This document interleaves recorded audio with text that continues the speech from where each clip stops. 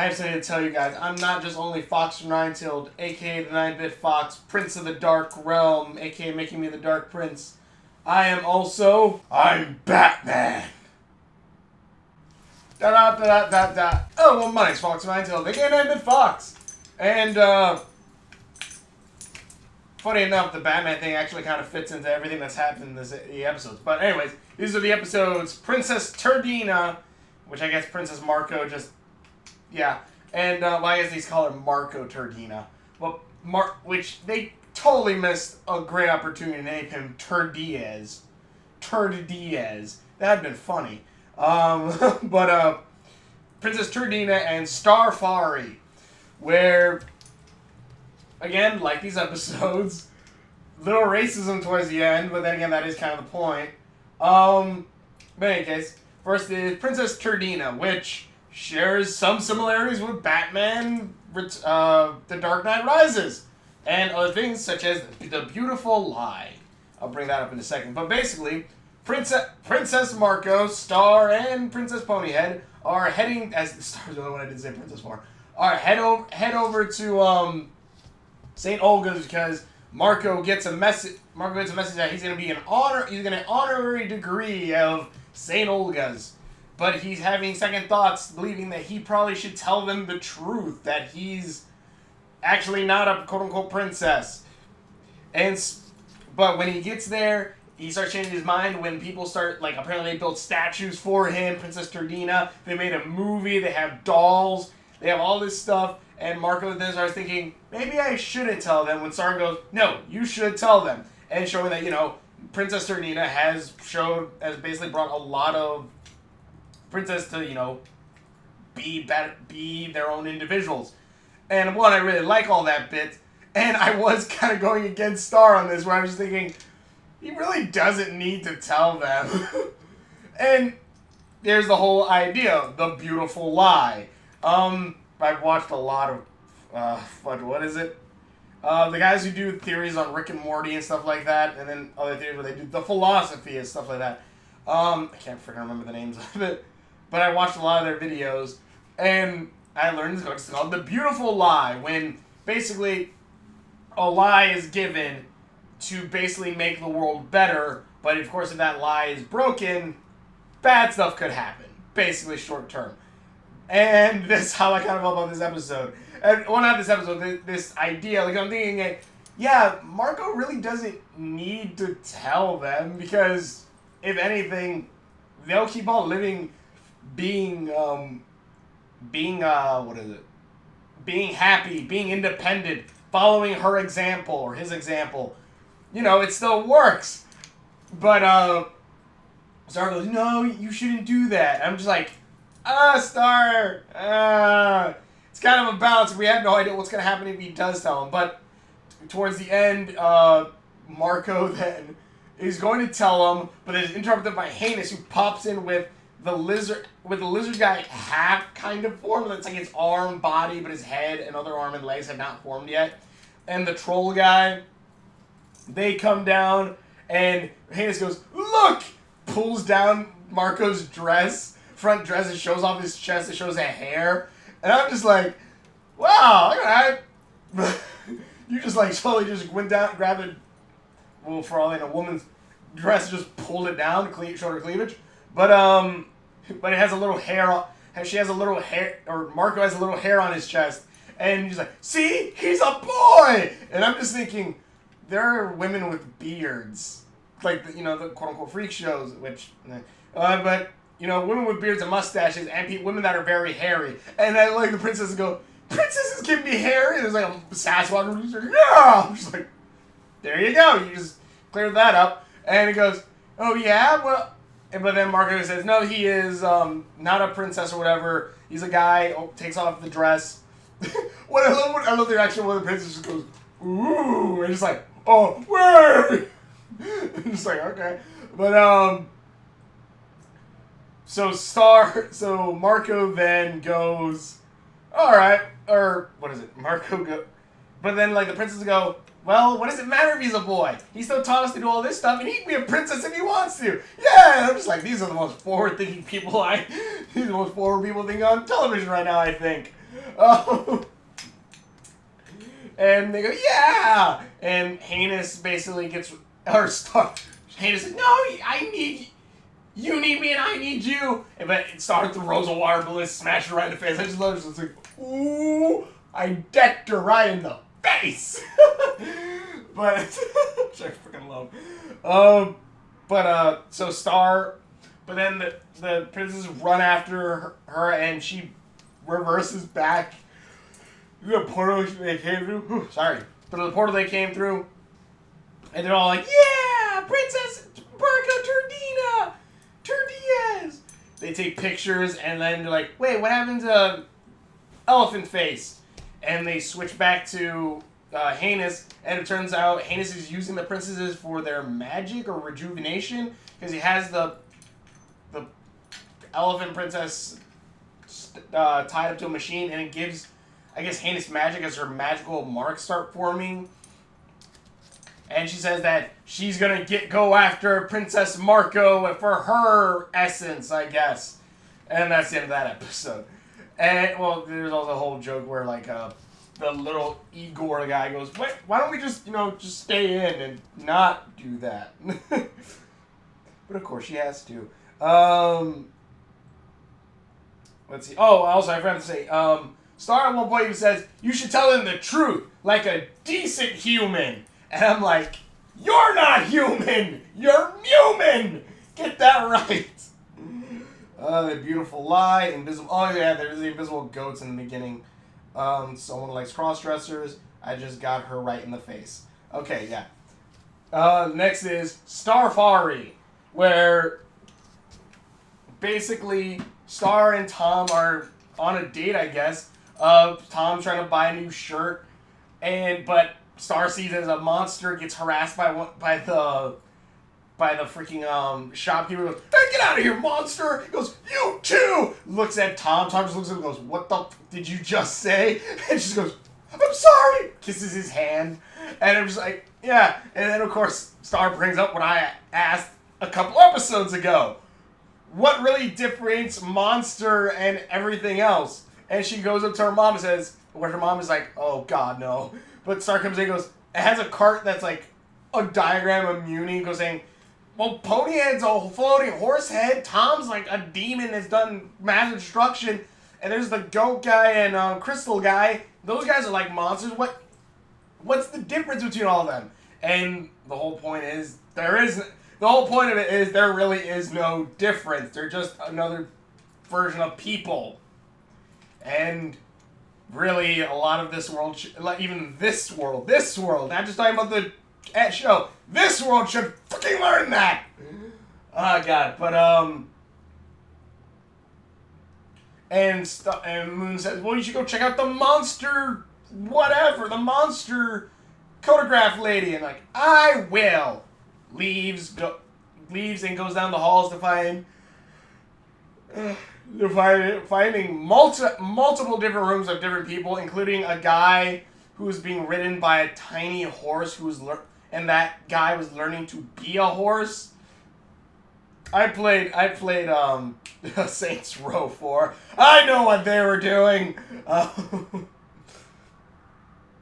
But in any case, also there's that episode in Bones. I think it was Bones. I know it was a cop show where there was people dressed up as horses in leather latex horse outfits, I think. I can't remember. But in any case, things I remember. Well, I remember a lot. But in any case, so Star basically finds this old safari lady with like these big glasses. Goes, oh, yes, I've studied monsters for so long. Here, follow me. And basically Star thinks, oh, she actually, respects monsters and thinks that we should change some stuff. But it turns out, no, she's a crazy lunatic who sees monsters completely different. And by God, this feels like I've seen, there was a kid in my class once who was extremely racist. And the thing is, I didn't know until afterward. I'm like, oh wow, he was really racist. And it seems like a lot of this is like a similar fashion where she doesn't believe monsters could be this smart. Where like she brings Star to check out this this village of monsters. Goes, it seems they hide inside these natural formations that seem to be similar to houses, and they somehow built this monument that holds back the water like a dam. And it's just like, you're an idiot. And what the lady wants to do is basically blow up the dam so that water comes down and traps all the monsters on this island, separating humans from monsters. And Star goes, that's a stupid idea, but the lady presses the button, blows up the dam, water comes down. Also, Buffrog apparently has been watched by this lady since he was a tadpole, and even has a giant tag in his ear, which I just thought, like, we probably should have noticed that a little bit sooner. But yeah, but the dam, it turns out, is only leaking a little bit. Buffrog's like, oh, that's fine. But the lady presses the button again on accident, blows up the entire dam, water comes, and this time it's going to destroy the village. But of course, Star and the monsters got together, fighting, started like built another dam that just blocks it off. And the lady goes, wow, humans and monsters together. That's amazing. That must mean then that us humans have it wrong. And Star's like, yeah. And then she goes, we shouldn't live like humans. We should live like monsters. Rips off her clothing, which I love. Star goes like to I think Buffrog and the kids. And she starts putting mud all over her. The crazy lady goes, I'm a monster. I'm a monster. And climbs up a tree. And I'm just thinking, I think this is kind of close to their version of blackface. I think. Mind you, if you're doing it for a derogatory term, yeah, it's bad. But still, like, what is it, the kid who dressed up in blackface because he had a report for Martin Luther King, so he dressed up as Martin Luther King?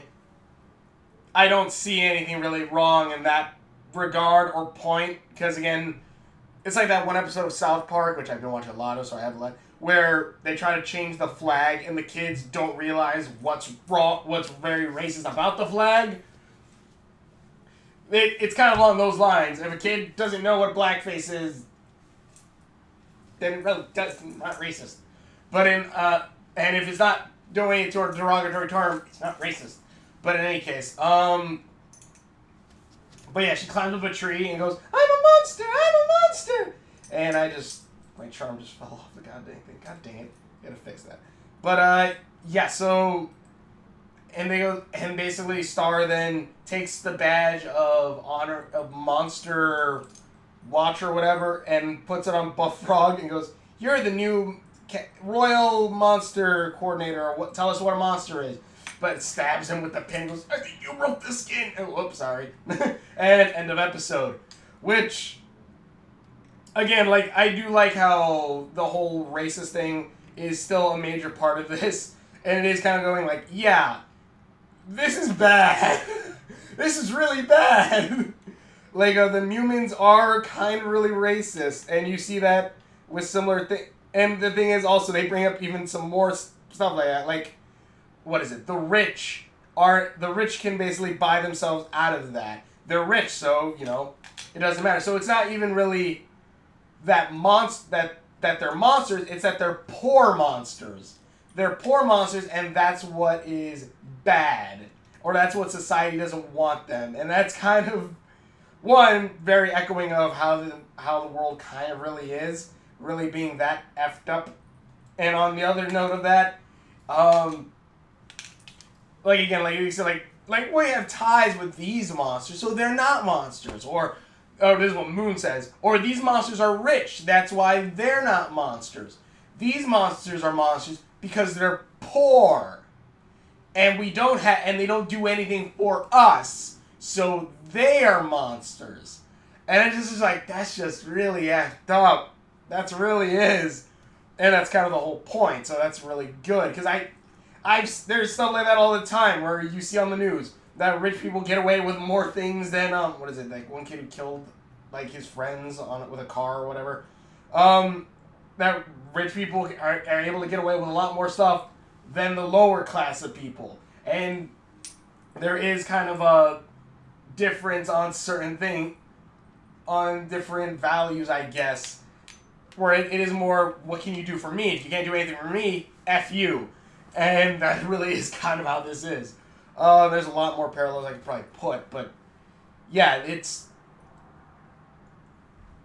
is kind of good that they're doing stuff like this, like especially since like Zootopia and now like Star Versus, which again, like, it's about there's multiple things about Star Versus, but the biggest one is kind of this racism bits, which I do like that they're bringing this stuff up, and I also feel like Star Versus is finally kicking into what I wanted it to be since like the season 1, where yeah, even though it was a very bumpy road getting here in the last 2 seasons for me, this season actually is good. It's hitting its stride. It's hitting the point where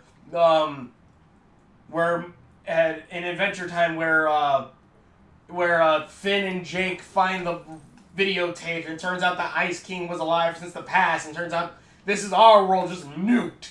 Or Steven Universe 1 where we learn about or when Jasper, Lapis, and Peridot come back, and we learn about Homeworld and Homeworld attacks. Like, it's hitting that stride now. That stride of, okay, we world build a lot. We did all of this. We're setting it up. This is the payoff. This is what's gonna flip the switch. Mind you, it doesn't have nearly as good of a flipping the switch as, well, Adventure Time, I'm going to say right now, like, it's been a while since I've seen that, and also I watched that, like, binge-watched that for, like, a week. When I finally got into it, which was after I got into Steven Universe, or was it the other way around? No, I got into Adventure Time, and then I got into Steven Universe. So those two things are, one, awesome. But, like, Steven Universe hit its stride, hit its point of, oh crap, everything's flipped, when the Homeworld gems came. When Lapis, Peridot, and Jasper came to Earth, that was when everything changed. That's when everything flipped. I feel like that is kind of how this is. Mind you, it hasn't had... If the battle for Muni was supposed to be the flipping point, it didn't have that impact. It was more or less still world building, and it didn't have the payoff of everything before it. If anything, it's still world building stuff, but I feel like this show is starting to hit its stride. It is starting to get to that point where it's like, fudge, yeah, let's keep going. I feel like, if anything, which I uploaded the video yesterday, or it would be today, technically, but it would be yesterday for you guys, of Will Marco Go Dark. Go check that out. But I feel like, if anything, that'll probably be when everything flips. When you have the switch flip from just a show where it seems kind of episodic, even though there is continuity, where it's kind of episodic, to where it flips over and it's just like, oh crap, you're actually awesome. You're amazing. I don't know. But tell me in the comments below. I like this. This was awesome. Let me see. Did I miss any little tidbits? Horseman, gargles. Oh yeah, there's a point where she gargles secretions she got from monsters. And I'm just like, it would have been funny if she said, salty! Shall I just blow up the dam? Cover your eyes in monster blackface. Oh yeah, bad things happen when humans and monsters get together, which I've heard, I think, a couple times when they have like things during like during like slavery times, like you shouldn't, like they said multiple times, like monsters shouldn't fraternize with humans. I'm like, yeah, that's something totally racist that I've heard before in slavery times or in racist times, which kind of coming a little bit now with the, yeah. But in any case, thank you so much for watching. Show videos that I've done. Links are on my Facebook, ones are on their store. Just check out my other videos, and we will see you later. Star Versus. The forces of evil, it's going, getting awesome now. It's awesome. Yes, it is.